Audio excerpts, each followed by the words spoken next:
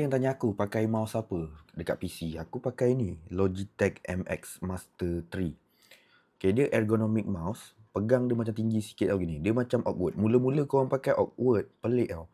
Tapi bila pakai untuk jangka masa panjang, dia sebenarnya buatkan tangan korang tak penat. Okay, dia selesa untuk jangka masa panjang. Lepas tu dia macam unik. Dia macam ada function ni lah. Dia punya scroll ni besi tau. Dia macam besi, macam fidget. Kalau korang pusing, tengok, dengar bunyi dia. Dia pusing straight tau, macam fidget. Lepas tu ada scroll dekat tepi ni.